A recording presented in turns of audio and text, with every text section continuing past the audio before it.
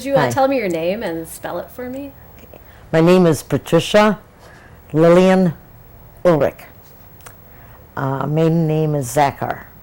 Patricia, Patricia, Lillian, named after my grandma. Lillian. Ulrich, Ulrich. Maiden name Zachar, Zakhar. And your parents' names? Um, You don't have to spell them. Elvina Mary, and her maiden name is Skinador, but her married name is Zachar. And my father is Paul Zachar. I don't really know his middle name.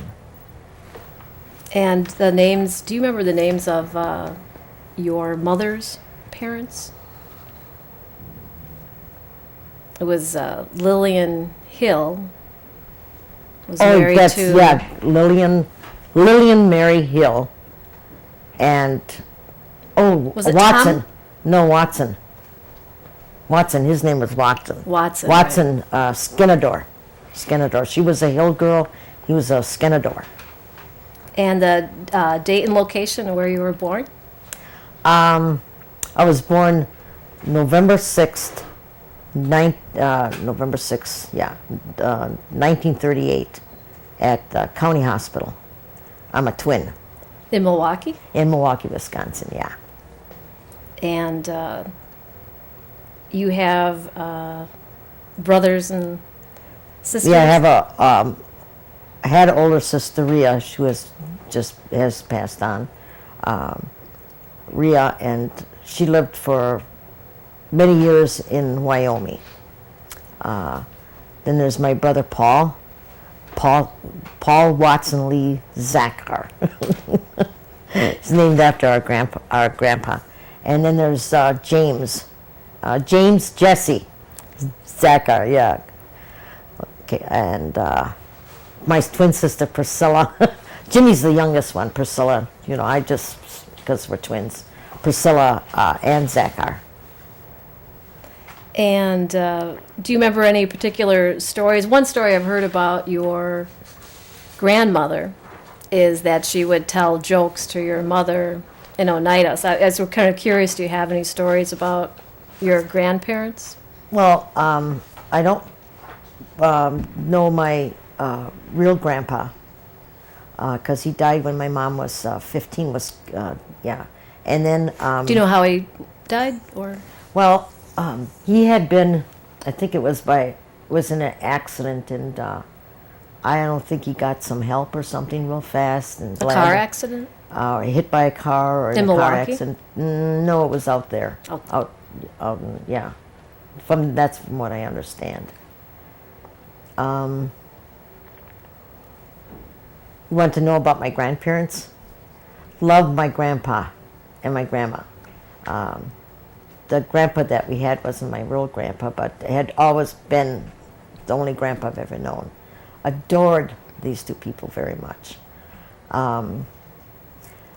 The thing I think that I remember the most about her is that when we would come out there to visit, and there's a little incline, where they would park, usually in the front, and then we'd all scramble out like crazy, the four of us, and then go down this little incline and across the front in this porch, and she'd have to had seen us coming, I guess, or something. And she would be standing there, come out the screen door, and she would always greet me in person. We would run up to her and just grab her and say, "Grandma, Grandma, Grandma." And she'd always go really lightly like this, hold our faces, and lightly kiss us, just like a butterfly kiss. Because it wasn't that done in the family, the huggy kissy thing. My mother never kissed us on the mouth, and she wasn't a huggy kissy person. But Grandma was the only one. I mean, even the aunties wouldn't do it. So her doing that was really special, And she'd say, "How's my girls?" Like that. But Priscilla and I adored her, absolutely adored, followed her around. And from what I understand, your mother also really adored her as well. Respected my grandma very much, but then everybody did. My grandmother didn't rule it with an iron hand. She simply was the center of the house. That's the way it was. Just like my ma was the center of her domain too. You know, I mean, what she said, you had to do. The funny thing is, Grandma would ask us to do something and we'd do it. Ma, on the other hand, walking, we'd kind of get her to the point where she, turned into this, crazy person. That happened to me too. But, and then you could tell, you had to push her to the wall, you better stop because she'll kill you. And you were visiting, living in Milwaukee, but visiting your Yeah. grandmother. How often did you do that? At least once a year, at least once to maybe twice. Now, Auntie Bill and Uncle Joe and the kids went up there much more, and he went and visited his relatives. And Ma really didn't do that much. It was just to go up there and see Grandma and visit maybe for a week, And- at the most, yeah. Did your grandmother speak Oneida? Oh yeah, oh yeah. I remember her speaking. Some ladies would come over, and she'd be speaking in Oneida, and you always knew they were talking about someone because of their body. They go like this, and they'd be, and you go, oh, she must be a bad one because they're talking about her. And then their voice and their body language would change. You couldn't understand a word, but you got the gist of they were really gossiping about someone. And did your mother understand? My mother did not speak Oneida, but she understood. Auntie Belle always said, that's Debbie's mom. She always said, oh, your mom understands Oneida. So anybody thought they could get away because she didn't speak Oneida. She knew exactly what they were talking about, every word of it, but she did not speak Oneida, yeah. Did they have any involvement with the tribal government? Not that I know of. You don't recall? No, nothing like that at all. The only one that I knew was, I think, really involved with it was Auntie Vera. That's my grandma's sister, So that would be like a great aunt, Auntie Vera. Yeah, hers. How about, is there an aunt named Sarah that enrolled a lot of Milwaukee Oneidas when the enrollment time came up? I kind of recall a Sarah. No, and Auntie Sarah, Sarah Bean, really wasn't our real aunt, but the way the custom was at those times was that you did call people that were on the fringes even, aunties and uncles, and you showed respect to them. So we just assumed, and it wasn't until years later. In fact, when when Michelle was born, and Debbie and I are real close, and she would say, go to Auntie Pat, and then her mom Auntie Belle got mad, and she said, no, don't do that. She said, she's not her auntie. And she said, because they always did that and said Auntie Sarah and Auntie Faye, who were sisters, called them auntie, and they weren't really our real, like, biological, like that. So, but when I got involved in the culture, I discovered that's actually what they would do. And people who taught you things were considered an uncle or aunties. It's not like how they do it now, Mr. and Mrs. so-and-so, and there's a kind of a distance between you and the teacher. It was that kind of a relationship. When I did the culture, I was really surprised at that one would address a teacher as an uncle, You were born in Milwaukee, but then where did you go to school? Well, went to Cass Street School because we grew up on Farwell. I think you've heard your father say that. I always considered that home. I considered that like the neighborhood and the thing. I grew up there. The Jackson and Juneau? No. No, Farwell. On Farwell and Juneau. Farwell and Juneau. Yeah, because I think after that it was Jackson and Juneau. And that's where, and that was only when, let me see. That was when we came back from the boarding school, and that's where I saw your mom for the first time too, And we'll jump back. So Yeah. you went to Cass Street Cass School Street, for a yeah. while, and that was just a regular elementary. Oh yeah. Uh-huh. And how long did you go there? Jeepers. Well, I remember Priscilla went to 4th grade, and I had to stay back in 3rd grade again because I cried. I was the only one left in the class. I felt really bad about that. Everybody left and had to stay while the new class came in, you know. And Priscilla went to 4th grade, so after that I don't remember much because, like I said, we moved, and then we moved, and we moved. That's all I remember. I have to tell you this thing about my ma, though. My ma, I don't know if even if your pa would have had told you this, but Ma, no matter where she moved in, she cleaned it. I know, because we're all good cleaners, right? And she'd clean the walls, the ceilings, everything, you know. She also made a point of cleaning it up before she left. We never lived out of boxes. Never, ever lived out of boxes. She always had a dresser for our stuff, and weekends she would do the washing, and that was, I can remember when we didn't even have a washing machine. We had to do it on a scrub board. So we'd do, me and Priscilla would do the underwear and the socks and stuff on a scrub board, but Ma would do the big stuff, and then Paul and Priscilla had to help her bring out the jeans and stuff like that, you know. So, yeah, I remember that. What led to attending a boarding school? I don't really know.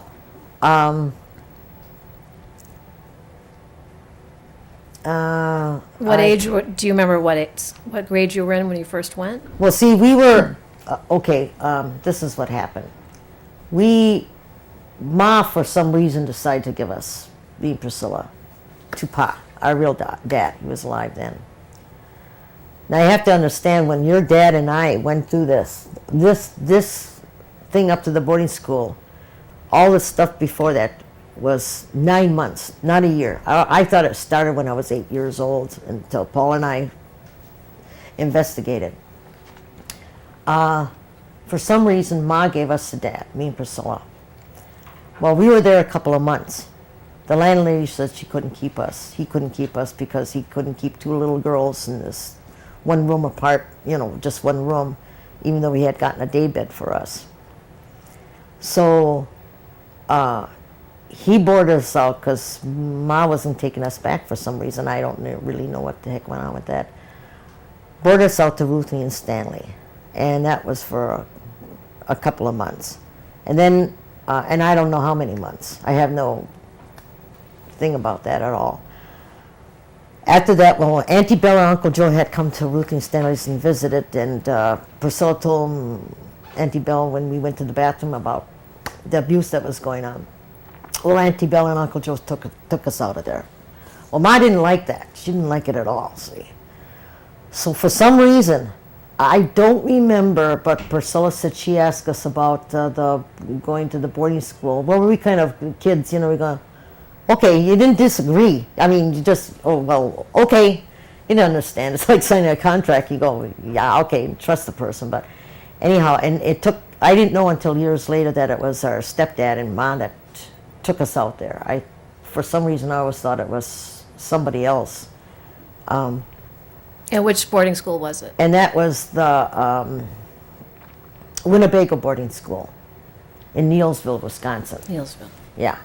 And in fact, that's what I was looking for this morning, was the picture of it. Because when we go to Alverno College, and I show that when we talk about the boarding school. How long were you there? Just for that one semester. One semester. And because we turned 13 there, and that's when I remember when we came back on Jackson and Juneau, that's when I saw your Ma for the first time too, you know. Yeah. And the boarding school, I understand, was bad for you. If Priscilla, I don't know what I would have done if Priscilla hadn't been there. Priscilla really had to be tough. The first time when we came there, they set us up brought her off the reservation to the school. And of course you had to go where the staff couldn't see you, right? She had to beat up this girl. She had to. Well, then they got one of the little girls, someone my size, at the boarding school, and said we had to beat up each other, you know. And I said, well, Priscilla beat up that other girl, the big girl. They were surprised because she was a really tough gal. Priscilla at 13 looked like she was 16. If you see pictures of, she looks like she's 16. I at 13 on the other hand, looked like I was 10 years old. You know? was not, I was a girly girl too. I was not tough, and I didn't want to fight, and I liked playing with dolls and singing and dressing up and that kind of So stuff. you're fighting with other Indian girls? No, just that one. Just the one? Just the one. And I said, well, she pushed me, and I said, I don't want to fight. And they said, you got to fight. And I said, I don't want to fight.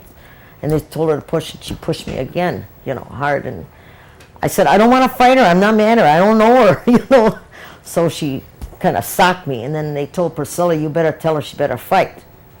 Because they'd all jump me or something, I don't know. Priscilla said, you got to fight her. So as long as Priscilla told me I had to fight her, I would fight her, So, and it was down and dirty, but I beat her up. We later on became friends, because we were both little, but that's what you had to do. And I liked getting up in the morning. I liked the order of things, though. I really liked that. I didn't hate it. We had to take baths together in the same water. But as long as I had my sister with me, I couldn't care less, And do you remember the teachers there, or was those actually? That was, oh golly, Miss Mary and Miss, oh, what the heck is her name? The other one, Miss Mary. Priscilla probably remember her name. Do you remember, was the boarding school mainly one tribe, or was it, was it all mostly Oneidas? It was, I think it was mixed. There was only 7 Oneidas. And sometimes that was a hard thing, because what they did to Jim, and he was such a good-looking little boy. Jim went in there a little boy and came out, and he was completely different. Completely different. After one semester? After one semester, yeah. He was introduced to sex even in there by the older girls, because he was so good-looking. He was stripped naked and put out in the, what is that, on the side of the building is fire escape. They tied him to was that the parallel bars? Sure. And took switches and beat him there. Those were girls beating him, or? No, boys. Boys. The boys. Oh yeah. The boys went after Priscilla, but then the boys always do when girls are more formed. They don't go after the little ones who aren't formed. You know what I mean? They kind of look at them and go, So that was my experience as far as boys. They just didn't look at me, at 13, when you're looking like you're 10 years old, they just brush you off. What ended being at the boarding school? How did that end? We just were sent for our tickets were sent for us. They put us in the bus. We could pick out something to wear. Ma sent Paul at the bus stop to pick us up, and he took us home on the streetcar. So you don't know why you were pulled out? No, and why we didn't go back, we didn't want to go back, that was for sure. Priscilla was just so darn glad to get out of there and not have to go back. Like some kids were there year after year after year after year. Some stayed there even through the summertime, so I just kind of floated, just like a brainless thing, like, okay, And when you came back to Milwaukee, you lived then on Jackson and Juneau, yeah. And that's where I had apparently seeing my mother is this transcendent experience for people. Well, I always remember this. When I saw your mother for the first time from the third balcony, she was waiting for a bus for school. And she had this ponytail, this thick brown hair and hanging down to her waist. And what I remember about her is, for some reason, I thought she was a rose in a dunghill. Jackson and Juneau was full of all odd people. I mean, there was the bucket of blood across the street from the corner, kitty corner like this, and you could, goings on there, and then there was the white tire over here. It had been mansions that had been converted into, places that had been converted into apartments, at that time. Like rooming houses. And now you have to remember, Jackson and Juneau, when we were living on Farwell, Priscilla and Paul and Jimmy and I, we used to go down at the where they got that thing now, that walk where you can go down. We used to go down there. We were the kids in the neighborhood that made that trail there, and they had lilac bushes, had railroad tracks then, and they had lilac bushes, and we used to go pick them and sell them in we call them the big houses. And that was to the rich people. And Paul would always send, like me and Jimmy, because we were little, and he said, people always, Father was enterprising, and he'd send us there, or the twins, because you have to remember at the time, twins were really a big deal then too. And yeah, so. Were there other Indian people besides your family in the neighborhood? No, absolutely Was it not. mixed? Was it like Italian and? Some, but mostly non-Indians. And I think Mom really made a point of how we looked and everything and stuff because of, I remember one incident, and that was on Farwell Street, is I played with Joni and Carol Miller. They were my friends. But then there was another gal down the street with whom I don't remember, but I went up to her house one time. She used to come down to my house. Well, one time I went up to her house and I called her, and she came out and she says, go away. And I said, well, do you want to play jump rope or something? And she said, go, get out of here, you dirty little Indian. And I went, you dirty Indian? And I went, I'm not dirty, I took a bath, And she called me that again, and I says, I'm not dirty, I took a bath in that. And she took she had her jump rope in her hand, she took it and hit me right across my head, my face. And I went down and never played with her again, Did that happen often? No, not often, but the thing about it, because I told my mom, well, you know how vicious Ma is. Ma just grabbed me by the hand, took me up there. She just started banging on the door, What do you got? Well, the interesting thing is my daughter got that from the woman next door, from where we're living now. And I said, where's that coming from? Becky got that, that she was a dirty Indian. And I said, are you seeing Becky? something? Rebecca, yeah. Someone called her a dirty Indian, Strawberry blonde Becky? Yeah, blue-eyed Becky, yeah. So it's not just even how you look, it's people knowing you're Indian. knowing that you're Indian, yeah. So. When you went back to, you guys would go back and forth to Oneida, you used to go cherry picking Well, sometimes? just that one time that we did. One time. We went to Sturgeon Bay. We went up to Grandma's. What we didn't know at the time, but Priscilla told me later on, is that Ma didn't have a job. She wasn't getting any money from Pa. So she went up there by Grandma's, and they were taking a bunch of Indians in trucks and that, and take them out to Sturgeon Bay to do a cherry picking. So she said, well, I'll go. Took her 4 kids, and off we went. And I got it on a picture there. Your Pa will show you on that ladder. First time I ever saw Jamaicans, they had like 10, on each arm, like this, and on their head and everything. And I got sick. Jimmy was just a little guy.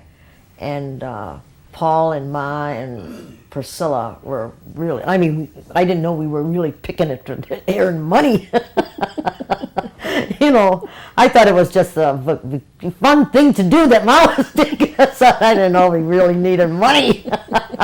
And of course, Grandma and Grandpa didn't have money, So that was another thing. And I heard something about a jigging contest was one, and was that the trip? No, that wasn't the Different trip. We went out by Uncle Joe's sister, Auntie Hattie. She was, Ma used to say she's homelier than a mud hen. She was not attractive like her, even her brothers. But I remember her. I said, we'll always say a prayer for Auntie Hattie. She dressed like a man, looked like a man. Skinny and kind of grunty looking, and like been out in the sun a lot. She didn't like doing housework. When we went there, she served us some cereal, oatmeal, whatever she made, right from the cows, like this, and poured in there. I had never tasted, I had never tasted warm milk from a cow before. I was so used to the bottle.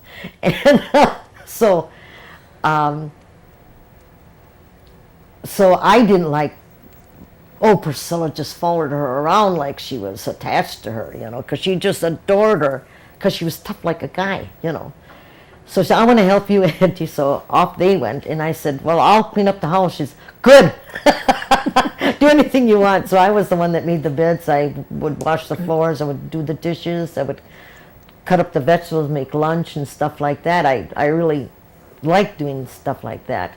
And she had the house, you went upstairs, and she had a kerosene lamp. They didn't have electricity all over the place. Oh, this is in Oneida. Yeah, this is Oneida someplace at Uncle John's farm. And we went upstairs and we slept on mattresses filled with corn husk stuff, and all I could think was there's going to be a mouse in there. It scared the daylights. But then like a kid, and then it had shadows in the walls, and it scared the daylights out of me.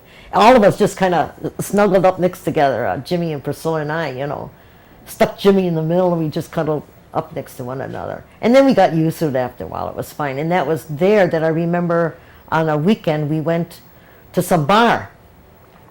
And but everybody, like in Oneida, the bars weren't like bars. It was like they had fundraisers in there. They had it for showers. They had it for someone's dying. They had it for someone, a fundraiser to pay for a funeral, or they had it for baseball. Everybody's aunt and cousin, the babies were there and everything, So the proceeds from the bar part of that would go back to somebody? Yeah, but this particular evening, it was like everything was picked. We picked peas. And the interesting thing was Auntie Hattie, well, I remember her too.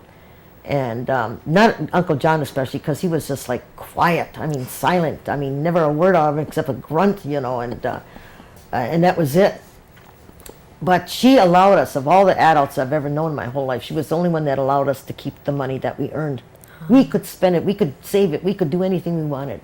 We went crazy buying candy for all the kids that we knew, ice cream bars and stuff. But that's where we did the dances. That's where we did the old time, just stomping, like this. And we thought we were pretty good, but they threw nickels and pennies down, and we could collect the money, and it was just a grand time. It really was.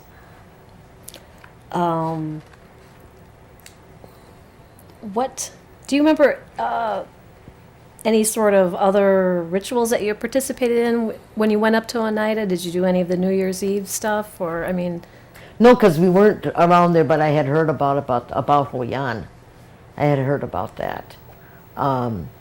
It wasn't until later on when your father took me up there and I went to the Longhouse thing, that I didn't even know they knew they had it, the Longhouse in Oneida. It was so secret. It was so unbelievably secret that I couldn't believe it. And that was when your pa was up there, and that's when he took me up there. And it just astounded me, that you did that. And then when you be in all of a sudden they start going, the only time is when 50 was when I joined the Congregation of the Great Spirit, is when I start really getting involved in the Native American stuff and getting closer to it. And that's here in Milwaukee? That was here in Milwaukee, yeah.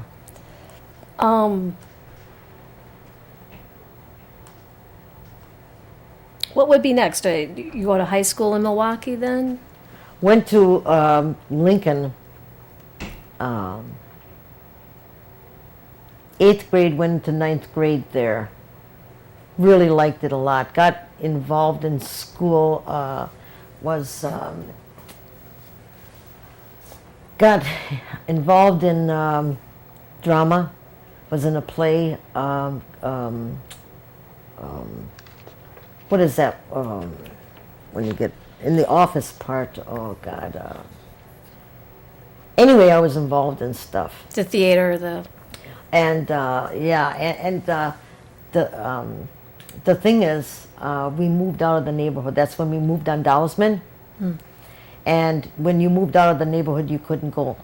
So we begged them, to stay. The principal went to the principal, and they said, you said there was nothing you could do about it. They said, well, really work hard on our grades and everything. And then we went to Riverside. Riverside at that time was so darn They had one Chinese guy, a black girl, and the two Indians.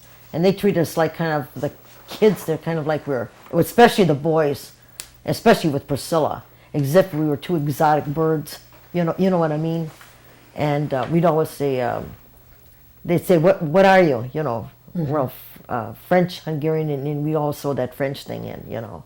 So they thought we were two exotic flowers, but Priscilla mostly got hit on. I didn't. It's the story. The same story. That's the story. Priscilla gets all the guys. Yeah, it doesn't matter. You're just too looking. Where did you meet your husband? That was on Dousman Street. Bobby, there was a house in between us. He was, the house. And your husband's name is Bob? Bob Ulrich, yeah. And Bob had just gotten out of service. He was 23. I was a month before I was going to turn 16. And I went, I had to go to the store for my mother. And to get some bread, a loaf of bread. My hair was really long then. And I was, you know, with the bobby pins. You know, that was my big thing. And I had bobby pins all over my head. I had a white blouse or shirt on, jeans on, rolled up saddle shoes. Anyway, came outside and I saw this guy and he just turned. He was washing his car and he turned and he looked at me. And it's like a strawberry blonde hair, and he smiled and it's just like the wham, the sun came out. And I just thought, it was just like that. It was just fantastic. And he felt the same? No. No, I was a kid. Remember, I was wearing a training bra yet, I think. Well, not really, but almost. Anyway, I was 90 pounds. I mean, and he's just said hi. And the sun came out, and I went, hi. I was, you know. And then I went to the store, got the bread, and came back, and he said hi again. And then I said hi, and I thought, I bet he thinks he's smart because he's older than me. I knew he was a man, you know, 23 or 24, you know, and you're 15, you know, he's a man. He's not like the boys I knew. So I got home, and I went in the house, and I said to him, I put the bread down, I told my mother and my sister. I said, come here at the window, I want to show you something. They said, what? And I said, you see out the window there? They said, yeah, what? And I said, see that guy washing his car? They said, yeah. What about it? And I said, I'm going to marry him. At 16, and they get out of here. So how long did it take to actually marry him? Till I was 18. 18. Yeah. When I was 16, I went over there because I saw him, he was dating someone else, and I thought, oh, he's older than I am. She's near his age, and oh my gosh, he might get married before, you know, he notices me. So I just went over there and knocked on the door and they walked in. He said, hi, Pat. And then I said, because Priscilla had gone the same job where his sister worked. And he said, hi. And I said, I got an important question to ask you. And he says, what? And I says, will you wait until I'm 18 and marry me? I'll come over with a bail on some flowers. The brashness of a 16-year-old lady. And he just laughed and patted me on the head. And he said, oh, you'll forget about it. And I said, no, I won't. And I thought, you jerk. And I never did. And it's going to be the 23rd of this month, 49 years. So yeah. You waited. So I waited. He waited. He waited, yeah. And then Bob worked at... Alan Bradley. Yeah, the infamous Milwaukee's Alan Bradley. Yeah, for 33 years. He worked in the factory part for 11 years. And then he... well, what he did is he took up trigonometry and geometry. Anyhow, 3 things in math. And started to learn... he had done typing when he was in the service. And so that was when the computers were just coming out, you know. And he learned about the computer and that. So he started working and he got jobs. He worked himself up into the office part. And did you guys have kids right away, or did you work too? Yeah, well, we had Rebecca. You know, she's a year older than you. And then I had lost one 2 years later, a baby. Yeah, had a miscarriage. Then I had Christelle, and then I had Robert Paul. And then I knew when I was starting to think of having another baby, because he was in school and that, I thought, that's it, I better stop this business, So One of the things I recall in the family was there was always a big fear that you were going to have the brown baby. The coconut was sort of a favorite too. Well, Was that an because issue? we weren't married at the time when I got pregnant with Rebecca, Ma was just like thrilled because it was like a white baby, and she looked like the Ulrichs, So that when Christelle came along, Christelle was my Indian baby, as they call it. Just like Christelle's got Lillian. Lillian looks like an Indian baby, and her older sister doesn't look like an Indian Was baby. that just something in this family, or do you remember other Oneidas talking Oh, about that? Oh yeah, about the Indian dark- babies versus... being lighter. I think that whole thing about passing, you know what I mean? That you could pass where others couldn't get away from that. Like your papa couldn't get away with it, or Uncle Jimmy couldn't get away with it. But it was so funny because when we saw Auntie Rhea, we said, this was years and years later, about maybe before she died, we were all older and starting to talk to each other real like sisters. And she says, and I said, hey Rhea, I said, don't you know, I said, that I always knew I could pass for white? She says, oh no, me, I couldn't. So says, no. And then we burst out laughing because we knew none of us could pass for white. Like, It's probably more of an issue in the city. oh yeah, I think it is. If you got, and you've got grandchildren, Oh yes, 3 children, 2 boys, two girls and a boy, and then there's 5 grandchildren, and just 1 boy. I wanted to be a mother. I played with dolls when I was a kid. I always knew I was going to be married. It never occurred to me that I wouldn't be married. Like some women, after a while, they worry about they're not going to get a man or something. I always knew I was going to get married and have babies. And I wanted to have a father around my children, not like how my mother was. I did not want to move from 110 places. That's why I'm still at the place. so you've been for in 40-some 15th years. Dakota for, yeah. Yeah, for going up, it's 43 years because we brought Robert there when he was 3 months old. And I said that was the one thing I would give my children is they would go to one school, one high school, and I always told them, I said, I said, all my girls were going to learn how to drive. I did not learn how to drive. I did not finish high school. So my dream for them my goal was, they were going to finish high school, which they did. They had to decide either to go on to college or get a job. No messing around. They absolutely, from the time they were 16, they had to learn how to drive.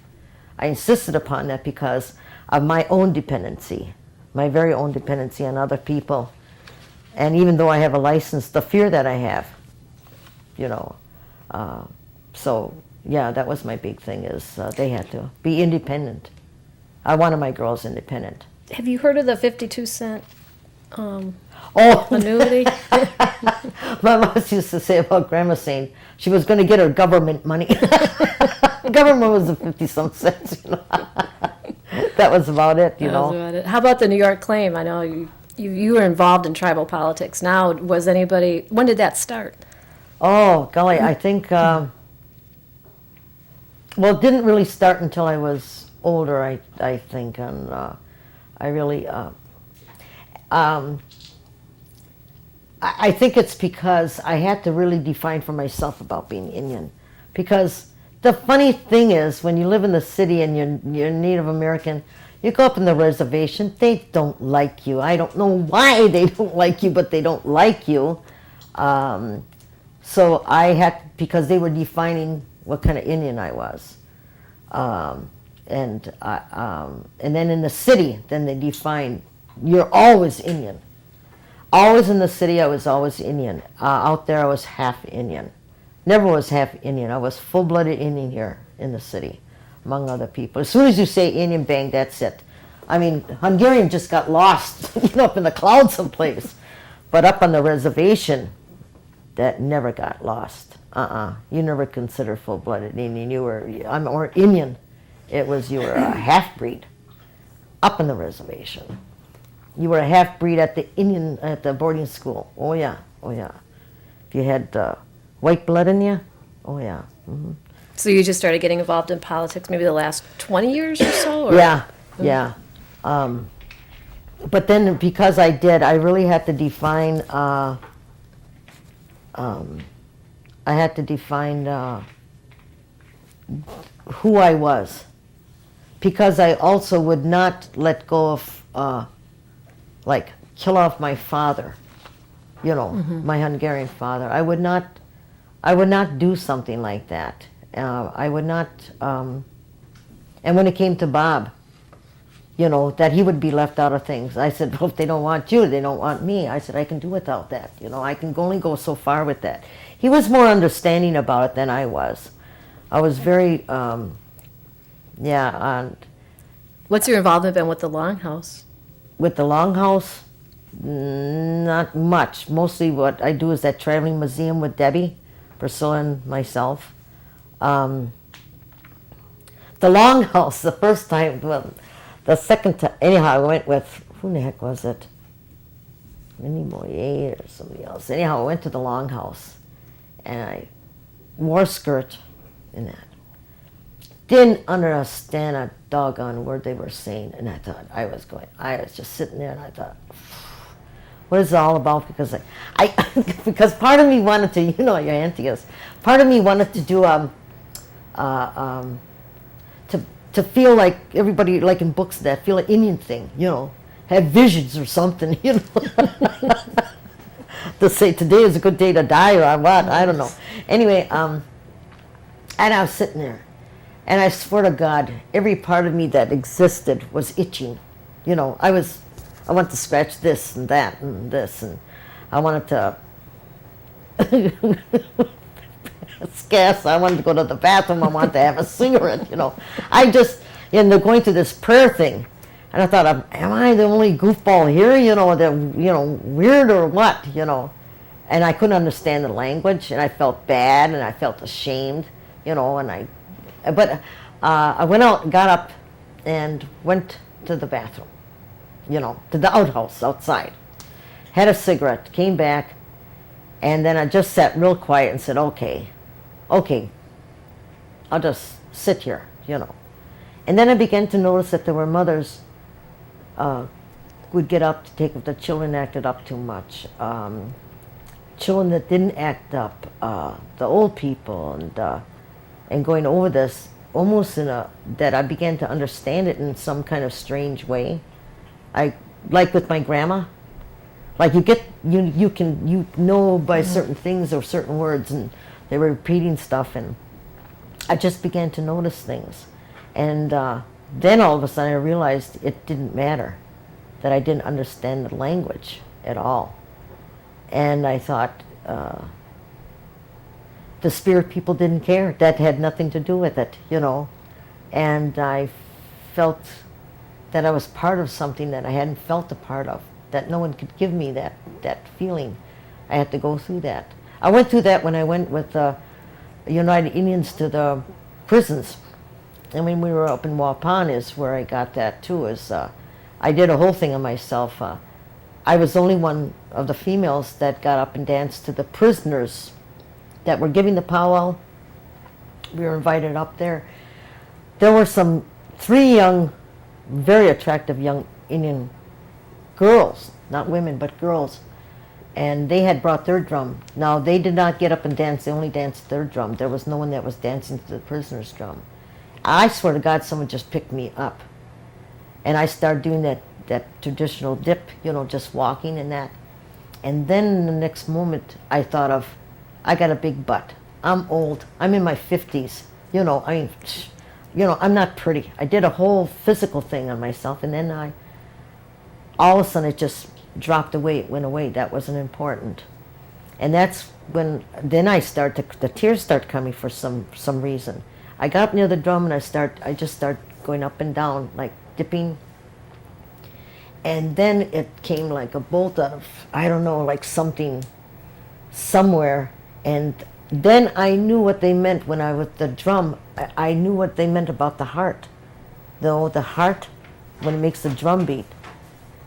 And the tears just came down, and I said, please, Pat, don't cry. Don't let them see you cry. You weren't supposed to cry, right?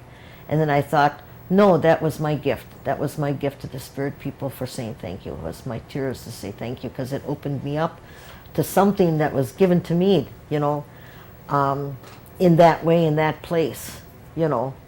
And I just walked away from there feeling a lot better about being in touch, I think, with my culture, the way I understood it.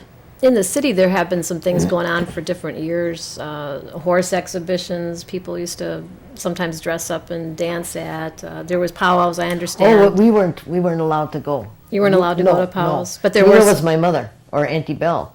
No, but I knew that there were, but we didn't go to them. No, I remember the one time that I had didn't allow you to? Ma. Oh, but I remember one time, and then I was standing there and I was going like this with my foot in time to the drum, and my mother stepped on my foot, so I didn't do that. So there were some things that I wasn't. Were there drinking at powwows back then? Oh yeah, oh yeah, yeah. So so there were some things as far as even my mother, and I think it was because of her father, that we were supposed to. I know the word is assimilate, but I think it goes deeper than assimilation. I think to not be that culture so much. You know, but wasn't there a guy in the family that was considered a really good dancer, Oneida guy?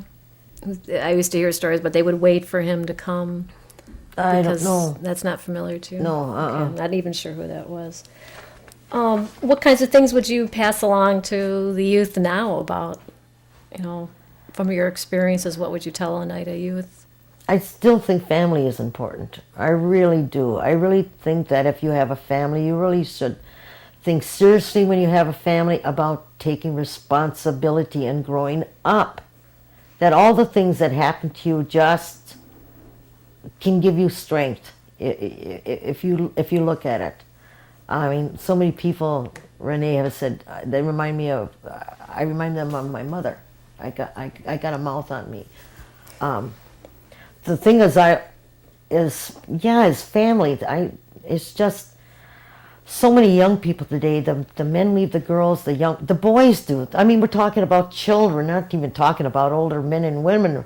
You know, even 18. They're younger than that. They're all in school yet and having babies, and they're not taking responsibility, and they're just children having children. It's ridiculous. I don't know what's going on. Is there some part of Oneida culture that you want to make sure is passed on? Well, like we do the traveling museum. I think the language is really good because I can't do that. I'm not even good in English myself. I never was. If it hadn't been for Bobby, and people would say this. Well, look it up in the dictionary. I said, if I knew how to spell it, I could look it up in the dictionary. I can't find it in the dumb dictionary. I get mad. You know, I talk like that because I get embarrassed. It would be so embarrassing, so I'd get really, really ticked off. Where Bobby, we were patient. I said, what's this? And then he would show me, and then we'd look it up. So I'd always remember. Then I would remember, you know, but I still couldn't pronounce it. I mean, I was 19 years old, and he had got me for our first Christmas was a pink clock radio. And I took it in the kitchen, I turned it on because I loved the radio then. I mean, for a long time, I just played the radio all the time. He was working and cleaned the house, you know. I didn't dance and stuff around by myself. So I took it in the kitchen, turned it on, and I started crying. Well, his sister saw me, and she went in the other room, and she told Bobby, and she said, Patty's crying in the kitchen. So he came in there and said, what's the matter? I said, I got a secret to tell you. And he says, what? I said, I don't know how to tell time. And he said, oh, that's okay. He said, I'll teach you. I remember going through school when the teacher was, because I was one of those good girls. I was always really an obedient girl in school. So I was one of those good girls they sent out in the hallway. And you never heard a child pray, please God, have some come along, please God, to tell the time. She said, they didn't have the big clocks in the school, in the class. She'd send me out there to see what time it is. And then sometimes she'd say, what did it take you so long for, Patricia? And I'd say, I had to go to the bathroom. I'd lie, so it's stuff like that that sticks out in my mind,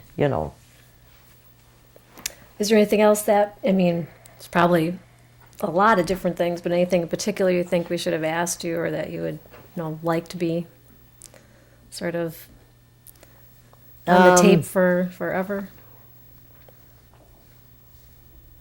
Oh, I think there's, okay, like I said about my mom, I think the powerful figures in my life was my mom, was the women in my life. My mom, my grandma, my aunts, your mom,